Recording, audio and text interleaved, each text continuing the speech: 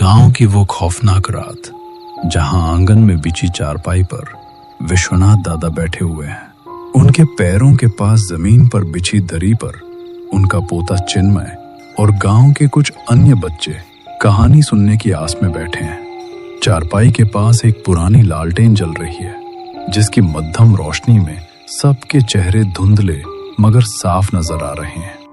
सभी बच्चे अपनी पलकें झपकाए बिना गहरी खामोशी के साथ विश्वनाथ दादा को टकटकी लगाए देख रहे हैं। आज दादाजी अपने दौर की एक रूह कंपा देने वाली दास्तान सुनाने वाले हैं। दादाजी, आज कोई ऐसी कहानी सुनाइए जिससे सच में कलेजा मुंह को आ जाए और रोमांच भी भरपूर हो। अभी तक आपने जितनी भी कहानियां सुनाई, उनमें से किसी से भी हमें जरा भी डर नहीं लगा। हाँ दादाजी, पिछली बार वाली कहानी तो बिल्कुल भी डरावनी नहीं थी। सच कहूं तो वो काफी उबाऊ थी। दादाजी, जो किस्से आप हमें सुनाते हैं, क्या वे वाकई हकीकत में होते हैं या फिर आप सिर्फ हमारा दिल बहलाने के लिए ये कहानियां खुद से बनाकर सुनाते हैं? बच्चों, मुमकिन है कि तुम्हें अब इन बातों पर यकीन ना आता हो और डर ना लगता हो, पर हमारे दौर में ये सब बातें कोरी कल्पना नहीं बल्कि हकीकत हुआ करती थीं।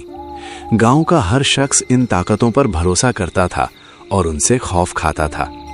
आज मैं तुम्हें अपने जीवन की सबसे पुरानी और सबसे भयानक आपबीती सुनाऊंगा, जिसे सुनकर तुम दहल जाओगे और सच मानने पर मजबूर हो जाओगे। ठीक है दादाजी, फिर तो आज बहुत मजा आने वाला है। जल्दी शुरू कीजिए अपनी वो पुरानी खौफनाक कहानी। तो सुनो बच्चों, ये किस्सा शुरू होता है उस अंधियारी वन के घने जंगलों से, जहां दिन के उजाले में भी इंसान का दम घुटता था। सूरज ढलने के बाद तो उधर कदम रखने की हिम्मत कोई सपने में भी नहीं करता था। वो पूरा जंगल अजीबोगरीब सन्नाटे और दहशत से भरा हुआ था।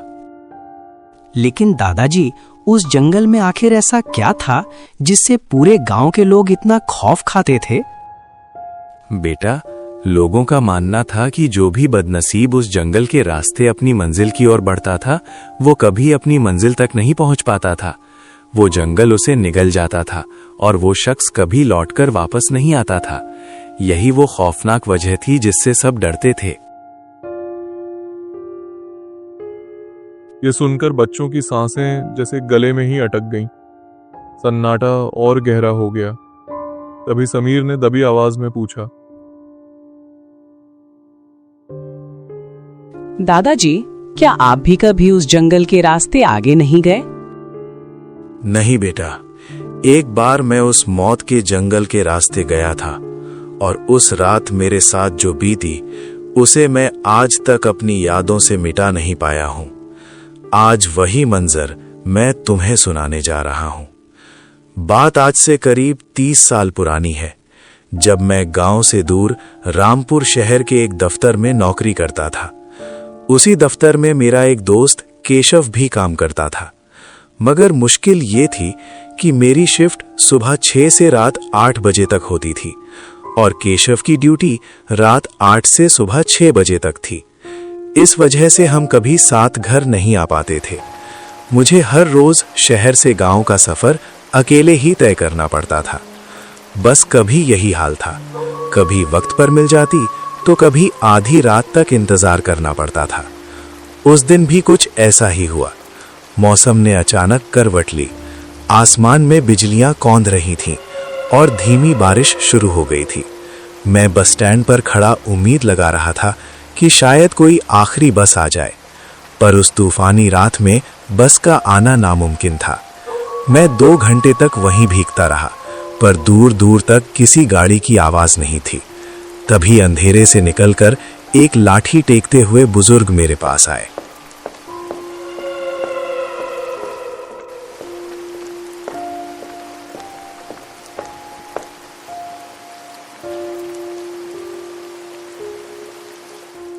बेटा, मैं काफी देर से देख रहा हूं कि तुम यहां अकेले खड़े हो। अगर कोई परेशानी है तो बताओ, शायद मैं तुम्हारी कुछ मदद कर सकूं। आप कौन हैं और इस तूफानी रात में यहाँ क्या कर रहे हैं? बेटा, यही सवाल तो मेरा तुमसे है, पर तुमने पूछा है तो बता दूं, मेरा कोई घर बार नहीं है। मैं इसी बस स्टैंड के साए में रहता हूँ। पर तुम इस वक्त यहाँ क्या कर रहे हो? अब क्या बताऊं बाबा, आपको तो पता ही है कि इस रास्ते पर बसें कितनी कम है। मैं दफ्तर का काम खत्म करके आ रहा हूँ और घर जाने के लिए बस की राह देख रहा हूँ। काफी देर हो गई है, पता नहीं कब तक खड़ा रहना पड़ेगा।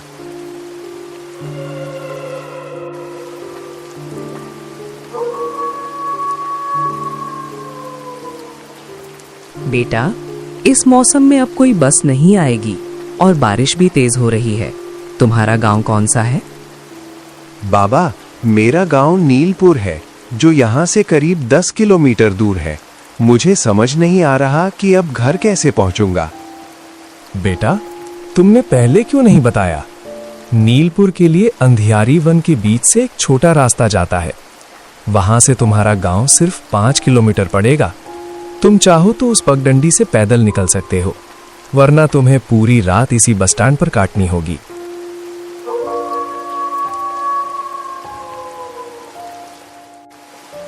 विश्वनाथ दादा ने उस बुजुर्ग की बात मान ली और जंगल के रास्ते पर चल दिए।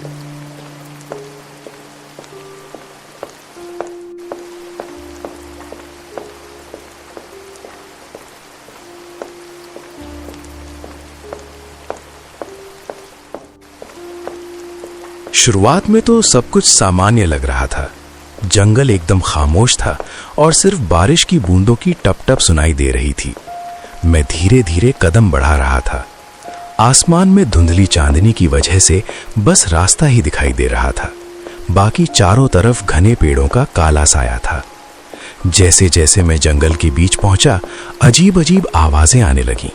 कभी किसी जंगली जानवर की गुर्राहट, तो कभी किसी औरत के सिसकने की आवाज।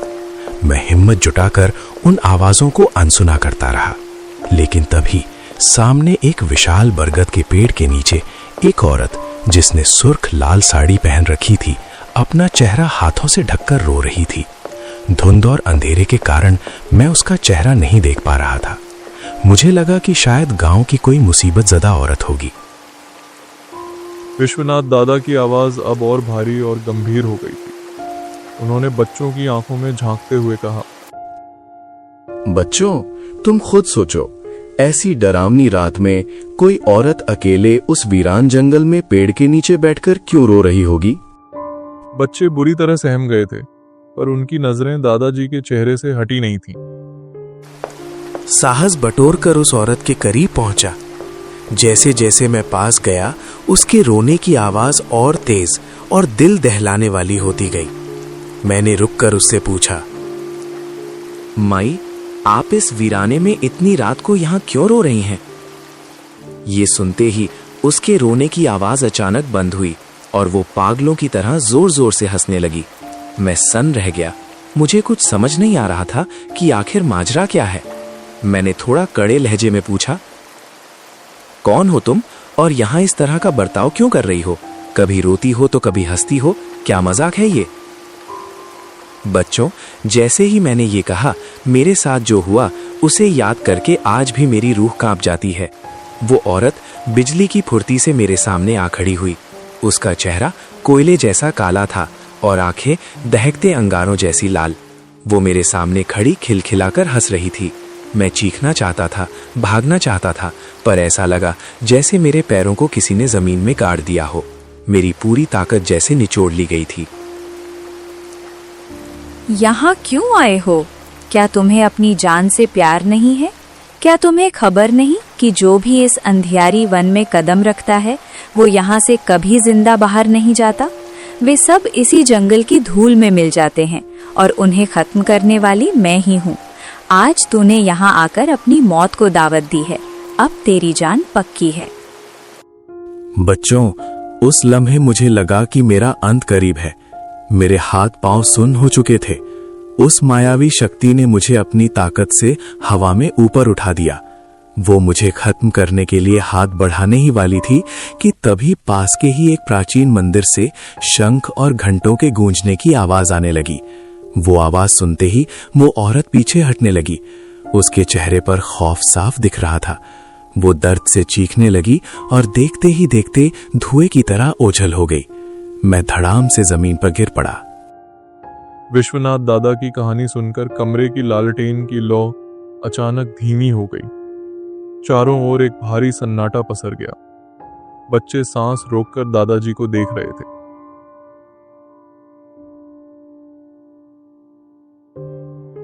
दादाजी, क्या वो सच में मंदिर की घंटियों की आवाज से गायब हो गई थी? हाँ बच्चों, वो ईश्वर का ही चमत्कार था जिसने उस रात मेरी जान बचाई। मैं जैसे तैसे उठकर सरपट दौड़ता हुआ जंगल से बाहर निकला और गांव पहुंचा।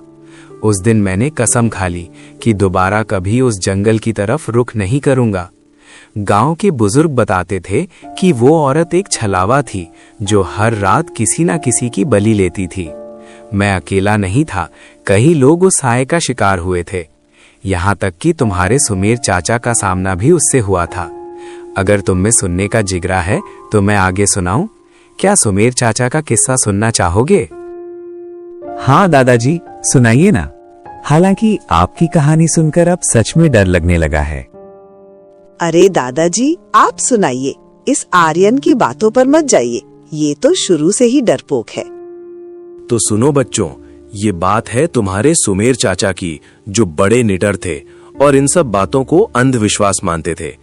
एक रात उन्हें भी घर पहुंचने में देरी हो गई और उन्होंने उसी छोटे रास्ते को चुना। गांव वालों ने उन्हें बहुत टोका पर वे नहीं माने। वे कहते थे, अरे भाई, ये भूत प्रेत सब मन का वहम है, लोग फालतू की बातें फैलाते हैं। सुमेर चाचा मजे में सीटी बजाते हुए जंगल के रास्ते आगे बढ़ रहे थे। तभी उन्हें महसूस हुआ कि कोई उनके ठीक पीछे चल रहा है। उन्होंने पीछे मुड़कर देखा पर वहां कोई नहीं था। फिर अचानक उन्हें पायल की छन छन सुनाई देने लगी। उन्हें लगा कोई मजाक कर रहा है। वे गुस्से में पीछे मुड़े पर सन्नाटा था। अब उनकी भी धड़कनें बढ़ने लगी थीं। तभी अचानक तेज आंधी चलने लगी और मूसलाधार बारिश शुरू हो गई। वे सर छुपाने के लिए एक घने पेड़ के नीचे खड़े हो गए। तभी वही डरावनी हंसी उनके कानों में पड़ी। सामने देखा तो वही सुर्ख लाल साड़ी वाली औरत हवा में तैर रही थी। कौन है? कौन है वहां? अगर कोई इंसान है तो सामने आए। इस तरह छिपकर डराने से मैं नहीं डरूंगा। मुझे पता है तुम गांव के ही किसी शख्स की चाल है जो सबको डराते रहते हो। हिम्मत है तो सामने आकर बात करो। चाचा ने जैसे ही ये ललकारा, वो चुड़ैल झपट्टा मारकर उनके सामने आ गई। वही काला चेहरा और खूनी आंखें। उसे देखते ही सुमेर चाचा की सिट्टी पिट्टी गुम हो गई। उन्होंने भागने की कोशिश की पर उनके पैर जैसे पत्थर के हो गए थे। डर के मारे वे वहीं बेहोश होकर गिर पड़े।